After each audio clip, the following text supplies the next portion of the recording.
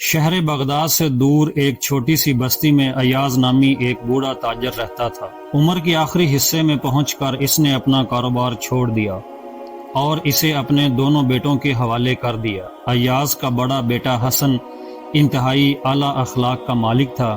وہ نہ صرف ذہین تھا بلکہ اپنے عمدہ کردار کی وجہ سے بستی میں عزت کی نظر سے دیکھا جاتا تھا۔ حسن ہمیشہ کاروبار میں خود پر زیادہ بوجھ ڈالتا اور اپنے چھوٹے بھائی کامل کو زیادہ ذمہ داریوں سے بچاتا، لیکن ساتھ ہی وہ کامل کو مسلسل نصیحت بھی کرتا کہ تجارت میں ایمانداری سب سے بڑی چیز ہے۔ دولت اسے یہ سکھاتا ہے کہ سچائی اور دیانتداری کے بغیر کاروبار میں برکت نہیں آتی۔ کچھ عرصے بعد ایاز کے دل میں ایک نئی سوچ پیدا ہوئی۔ وہ اکثر بیٹھ کر یہ سوچتا کہ کیوں نہ اپنے دونوں بیٹوں کی شادی کروا دوں۔ وہ جوان ہو چکے ہیں اور شادی کے بعد اپنا گھر بسائیں گے تو یہ خیال اسے ایک طرح کی تسلی دیتا کہ وہ ان کی خوشیاں اپنی آنکھوں سے دیکھ سکے گا، لیکن اگر وہ دنیا سے چلا گیا تو اس کے بے سہارا بیٹے کس طرح زندگی گزاریں گے؟ اگرچہ وہ اب جوان اور خود مختار تھے، مگر پھر بھی یہ خیال ہر باپ کی طرح ایاز کے ذہن میں بھی چلتا رہا۔ لہٰذا ایاز نے اپنے بیٹوں کی شادی طے کر دی اور بغداد کے شہر میں اپنے ایک رشتہ دار کے گھر ان کا نکاح کروا دیا۔ شادی نہایت دھوم دھام سے ہوئی، بستی کے لوگ بھی اس خوشی میں شریک ہوئے۔ ایاز کو یوں محسوس ہو رہا تھا جیسے برسوں بعد اس کے دل کو حقیقی سکون مل گیا ہو۔ گھر میں افراد بڑھنے سے خوشی اور بھی اپنی نسلوں کی امید پر دن گزارتا۔ اس کی بیوی بہت پہلے وفات پا چکی تھی۔ بیوی کے گزر جانے کے بعد ایاز بچوں کے سہارے جی رہا تھا، ورنہ زندگی سے بہت مایوس ہو چکا تھا۔ لیکن اب اسے ایسا محسوس ہوتا تھا جیسے زندگی کی خوشیاں واپس آ گئی ہوں۔ مگر کچھ وقت بعد کامل، جو پہلے ہی بے پرواہ اور سخت مزاج انسان تھا، اپنے باپ کے سامنے آ کھڑا ہوا۔ اس کے چہرے پر ناخوشی کے آثار نظر آ رہے تھے۔ وہ تیز لہجے میں بولا، ابا، مجھے کاروبار میں اپنا الگ حصہ چاہیے۔ میں بڑے بھائی حسن کے ساتھ مزید کام نہیں کر سکتا۔ وہ کمائی کا زیادہ حصہ خود رکھ لیتا ہے اور مجھے کم دیتا ہے، یہ ناانصافی ہے۔ میں اب مزید برداشت نہیں کر سکتا۔ کامل کی باتیں سن کر باپ کے دل میں بھی تھوڑا سا شک پیدا ہوا کہ شاید کامل کی بات میں کچھ سچائی تو ہو سکتی ہے، کیونکہ بات تو ٹھیک تھی مگر وہ حسن کی طبیعت سے اچھی طرح واقف تھا۔ بچپن سے لے کر آج تک حسن نے نہ کبھی چوری کی اور نہ ہی جھوٹ بولا۔ وہ ہمیشہ ایمانداری اور دیانتداری سے زندگی گزارتا آیا ہے۔ لیکن پھر بھی ایاز نے کامل کی بات کو نظر انداز نہیں کیا اور گہری سوچ میں پڑ گیا۔ آخر کار اس نے حسن کو بلا کر نرمی سے کہا، بیٹا، میں جانتا ہوں تم ہمیشہ سچائی اور دیانت کے راستے پر چلے ہو، اور مجھے یقین ہے کہ ایسا کوئی معاملہ نہیں ہوگا، مگر اگر تمہاری رضا ہو تو کاروبار کا تقسیم کر دینا بہتر ہوگا، تاکہ دونوں بھائی اپنے اپنے حصے کے ساتھ سکون سے زندگی گزار سکیں۔ یہ کہتے ہوئے ایاز کے لہجے میں افسوس اور بے بسی بھی تھی، کیونکہ وہ نہیں چاہتا تھا کہ اس کے بیٹوں کے درمیان کوئی رنجش پیدا ہو۔ حسن، جو ایک نیک دل اور سمجھدار انسان تھا، یہ سن کر غمگین ہو گیا۔ وہ سوچنے لگا کہ اگر اس کے والد کے سامنے ہی کاروبار کا بٹوارا ہو گیا تو اس صدمے سے ابو شاید غم سے مر ہی جائیں گے۔ وہ نہیں چاہتا تھا کہ اس کے والد کی زندگی کے آخری دن کسی پریشانی میں گزریں۔ دوسری طرف حسن جانتا تھا کہ کامل کو تجارت کے معاملات کی کوئی خاص سمجھ نہیں تھی۔ اگر اسے الگ کر دیا گیا تو وہ نادانی میں سارا پیسہ بھی خرچ کر سکتا ہے۔ اسی سوچ کے پیش نظر حسن نے کاروبار تقسیم کرنے سے انکار کر دیا۔ یہ سن کر کامل غصے میں آ گیا۔ اس نے غصے سے باپ کی طرف دیکھا اور تیز لہجے میں کہا، دیکھ لیا ابا، میں پہلے ہی کہہ رہا تھا کہ یہ بندہ چالاک ہے۔ یہ مجھے بہکا کر میرے حصے کے پیسے چوری کر رہا ہے اور مجھے کم دیتا ہے، لیکن اب ایسا نہیں ہوگا۔ میں اس کے ساتھ کاروبار نہیں کروں گا۔ اب جو ہوگا الگ ہو کر ہوگا۔ کامل خود بھی سست اور نادان لڑکا تھا، لیکن اس کی سوچ کے پیچھے اس کی بیوی بھی شامل تھی، جو کامل اپنی کم عقل کا پورا فائدہ اٹھانا چاہتی تھی۔ لیکن جب لڑکا عقل سے خالی ہو تو لڑکی کو قصوروار ٹھہرانا بے وقوفی ہے۔ لہٰذا پہلے تو حسن نے نرمی سے کامل کو سمجھانے کی کوشش کی، وہ دھیمی آواز میں بولا، دیکھو بھائی، ایسا کوئی معاملہ نہیں ہے، کاروبار کے تمام پیسوں کا حساب کتاب لکھا ہوا ہے، ہر رقم درج ہے، اگر سب کچھ صاف طور پر لکھا جا رہا ہے تو میں پیسے کیسے چوری کر سکتا ہوں؟ لیکن کامل اپنی بات پر ڈٹا رہا اور حسن کی باتوں پر یقین کرنے کے لیے تیار نہ تھا۔ یہ دیکھ کر حسن نے مزید وضاحت کے لیے کہا، اگر تمہیں میرے خلوص پر شک ہے تو ہمارے ساتھ جو 2 مزدور کام کر رہے ہیں جا کر ان سے پوچھ لو۔ ایاز نے گہری سانس لی اور کہا، نہیں، گھر کی بات باہر لے جانے کی کوئی ضرورت نہیں۔ پھر اس نے حسن کی طرف دیکھا اور نرم لہجے میں بولا، بیٹا بس چھوڑو یہ معاملہ، کاروبار کا حساب کر لو، آدھا حصہ تمہارا اور آدھا کامل کا۔ جب تک میں زندہ ہوں مجھے بس اتنے پیسے دے دیا کرو کہ میرا گزارا ہو جائے، باقی کمائی سے تم دونوں اپنی زندگی سنوارو۔ ایاز کے یہ الفاظ حسن کے دل پر تیروں کی طرح لگے۔ اسے شدید دکھ ہوا، جس باپ نے انہیں قابل بنایا، جو ہمیشہ ان کے لیے سایہ بن کر رہے، آج ان کے سامنے ہی ان کا مال تقسیم کر دیا گیا۔ یہ ایک ایسا درد تھا جسے صرف ایک باپ ہی سمجھ سکتا تھا، اور یہ محض کامل کی بے وقوفی کی وجہ سے تھا، مگر اس نے ضبط کیا، وہ نہیں چاہتا تھا کہ مزید کوئی کڑواہٹ پیدا ہو، لہٰذا اس نے خاموشی سے باپ کی بات مان لی اور سب کے سامنے کاروبار کا بٹوارا کر دیا۔ اب دونوں بھائی اپنے اپنے حصے کے مالک بن گئے۔ دور دراز علاقوں سے کپڑا اور مسالے وغیرہ لا کر بغداد میں فروخت کیے جاتے تھے۔ حسن جانتا تھا کہ کامل کی فطرت لاپرواہی کی ہے اور وہ کاروبار چلانے کی صلاحیت نہیں رکھتا۔ اسے یقین تھا کہ کامل پیسے دبائے بیٹھے گا، مگر وہ کر بھی کیا سکتا تھا، حالات کے مطابق اسے یہی سب برداشت کرنا تھا۔ وقت گزرتا رہا، دونوں بھائی ایک ہی گھر میں رہتے تھے مگر کاروبار الگ الگ تھا۔ پہلے جو 2 مزدور ان کے ساتھ کام کرتے تھے وہ بھی تقسیم ہو گئے، ایک کامل کے ساتھ اور ایک حسن کے ساتھ۔ زندگی بے حد معمول کے مطابق چل رہی تھی، لیکن اندر ہی اندر طوفان اٹھ رہا تھا۔ حسن کی سمجھداری اور محنت کی وجہ سے اس کا کاروبار ترقی کر رہا تھا، جبکہ کامل کی لاپرواہی اور ناسمجھی نے جلد ہی اسے تباہی کی طرف دھکیلنا شروع کر دیا۔ چند ہی مہینوں میں نقصان ہونے لگا اور وہ مسلسل خسارے میں جانے لگا۔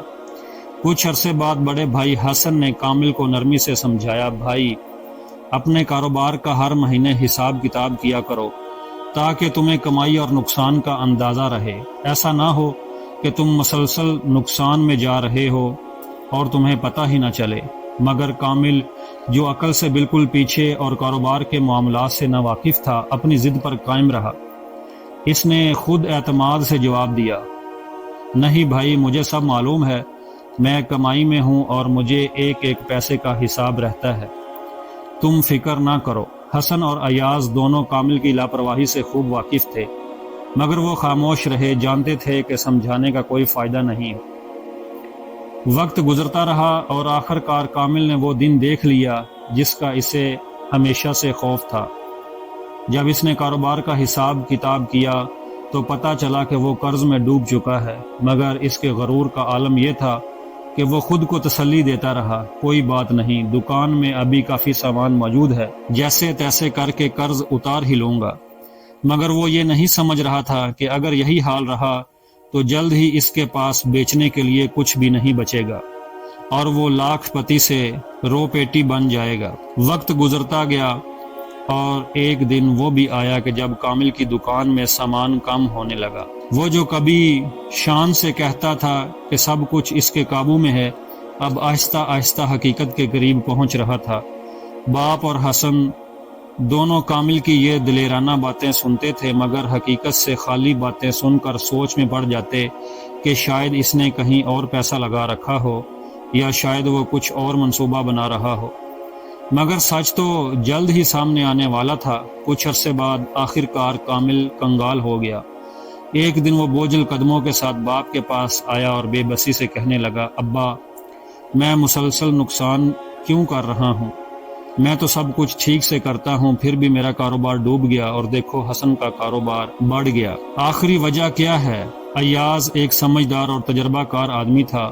اس نے کامل کی باتیں غور سے سنی مگر کچھ نہیں کہا۔ اسے معلوم تھا کہ کامل زبانی باتوں سے نہیں مانے گا جب تک کہ اسے عملی سبق نہ دیا جائے، اس لیے اس نے ایک چالاکی سوچی۔ شام کو ایاز نے دونوں بیٹوں حسن اور کامل کو اپنے پاس بلایا اور کہا، بیٹا میں تم دونوں سے ایک ضروری بات کرنا چاہتا ہوں، لیکن پہلے شرط یہ ہے کہ آج رات تم دونوں میرے کمرے میں گزارو گے۔ دونوں نے فوراً حامی بھر لی۔ رات ہوئی اور سب اپنے بستر پر لیٹ گئے۔ جب مکمل خاموشی چھا گئی اور دونوں بیٹے گہری نیند میں چلے گئے تو ایاز آہستہ سے اٹھا اور دونوں کے بٹوے جو انہوں نے تکیے کے نیچے رکھے تھے نکال لیے۔ وہ بٹوے اشرفیوں سے بھرے ہوئے تھے۔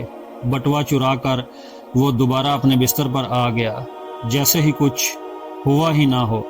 صبح ہوئی تو تینوں جاگے، نماز ادا کی اور ناشتہ کرنے لگے۔ ناشتہ ختم ہوا تو کامل نے اپنے تکیے کے نیچے ہاتھ ڈالا اور چلانے لگا، میرا بٹوا کہاں گیا؟ اس نے پورا بستر الٹ دیا لیکن بٹوا نہیں ملا۔ میرے پیسے کہاں گئے؟ کس نے چرائے؟ کامل غصے سے چلانے لگا، پھر فوراً حسن کی طرف دیکھ کر بولا، یہ تمہاری ہی حرکت ہے، تم نے میرا بٹوا چرایا ہے، چوری ہو گئی ہے۔ پھر وہ ایاز کی طرف مڑا، ابا آپ ہی تو ہمیں یہاں سلانے لائے تھے، کیا آپ نے میرا بٹوا چوری کیا ہے؟ تم دونوں میرے مال کے پیچھے پڑے ہوئے ہو، مجھے جلدی اپنا بٹوا دو ورنہ میں قاضی کے پاس جا کے شکایت کروں گا۔ کامل کی باتیں سن کر ایاز مسکرا کر بولا، بیٹا جلد بازی میں الزام مت لگاؤ، پہلے سوچو اگر تمہارا بٹوا غائب ہوا ہے تو حسن کا بھی غائب ہے، کیا تم نے وہ چوری کر لیا ہے؟ کامل چونک گیا اور جلدی سے حسن کی طرف دیکھا۔ حسن نے بغیر کچھ کہے کامل کی باتیں سنی مگر اپنے بٹوے کے بارے میں کچھ نہ کہا۔ ایاز نے کامل کو سمجھانے کے لیے مسکرا کر حسن سے پوچھا، بیٹا تمہارا بٹوا بھی تو غائب ہے، تم کیوں نہیں شور مچا رہے؟ حسن نے ادب سے جواب دیا، ابا شاید میں کہیں بھول آیا ہوں، یا اگر کسی نے لیا بھی ہے تو وہ اسی گھر میں ہی خرچ کرے گا جو ہم سب کا ہے۔ ایاز نے کامل کی طرف دیکھا اور کہا، بیٹا یہی فرق ہے تم میں اور حسن میں، وہ نقصان پر صبر کرتا ہے، تم الزام لگاتے ہو، وہ محنت پر یقین رکھتا ہے، تم قسمت پر۔ حسن کی یہی خوبی اسے کامیاب بناتی ہے اور تمہاری یہی جلد بازی تمہیں ناکام کر رہی ہے۔ کچھ وقت کے بعد جب باپ نے دونوں کا رویہ دیکھا تو اس نے اشرفیوں کے ڈھیر نکال کر سامنے رکھ دیے۔ کامل اور حسن حیران رہ گئے کہ یہ کیا ماجرا ہے۔ باپ نے کامل کی طرف دیکھا اور گہری آواز میں کہا، بیٹا تم دور دراز علاقوں سے سامان لاتے ہو، محنت بھی کرتے ہو، لیکن ناکامی کی وجہ یہ ہے کہ تم نے محض چند اشرفیوں کے لیے اپنے باپ اور بڑے بھائی پر الزام تراشی کی۔ اس کا مطلب یہ ہے کہ تمہارے لیے رشتوں سے زیادہ دولت کی بھوک اہم ہے۔ تمہاری لالچ اور لاپرواہی کا نتیجہ ہی یہ بٹوارا تھا، ورنہ اگر تمہارے دل میں سچی محبت اور بھائی چارہ ہوتا تو آج تم اپنے بھائی کے ساتھ مل کر کاروبار کو بہت آگے لے جا چکے ہوتے۔ میں نے صرف تم سے پیسے نہیں لیے تھے بلکہ حسن کے تیل میں تم سے زیادہ شرفیاں تھیں، لیکن وہ خاموش رہا۔ اسے معلوم تھا کہ یہ پیسے یا تو میں نے رکھے ہیں یا اس کے اپنے بھائی نے۔ اس کے نزدیک اس بات سے کوئی فرق نہیں پڑتا تھا کہ دولت میرے پاس ہو یا اس کے پاس، کیونکہ آخر میں یہ سب اسی گھر کے لیے تھا۔ باپ کے خاموش ہوتے ہی حسن نے دھیمی آواز میں کہا، کامل بھائی اگر آج تک تم کاروبار میں ٹکے ہوئے ہو تو کبھی سوچا ہے کیوں؟ اپنے کسی مزدور سے پوچھو کہ تم اب تک کیسے سنبھلے ہوئے ہو، ورنہ تم نے تو کب کا اپنے حصے کا گھر بھی کاروبار میں بیچ دیا ہوتا۔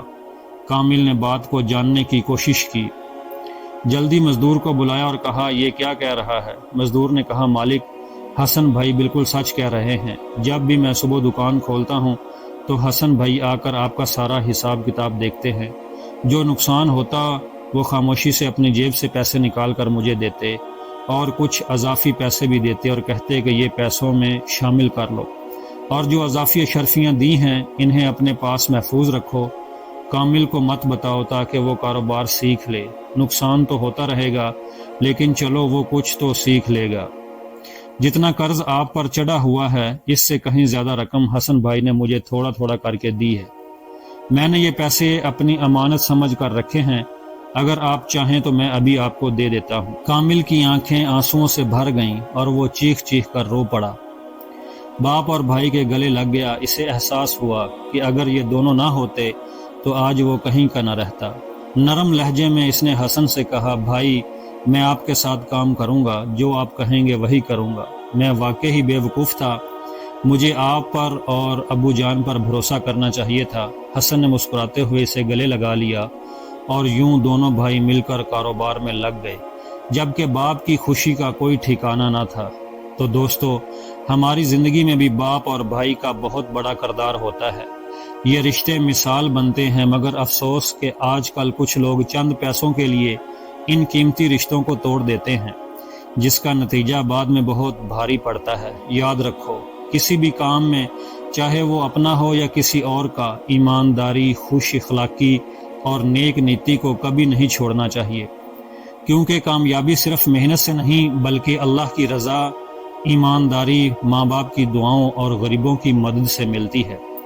اگر صرف محنت ہی سب کچھ ہوتی تو مزدور سب سے زیادہ امیر ہوتا۔ مجھے امید ہے کہ آپ نے اس کہانی سے بہت کچھ سیکھا ہوگا۔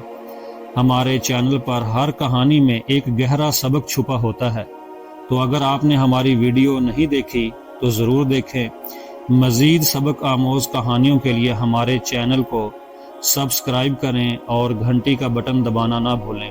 اگر ویڈیو پسند آئی ہو تو لائک اور شیئر ضرور کریں۔ آپ کے تعاون کا بہت شکریہ۔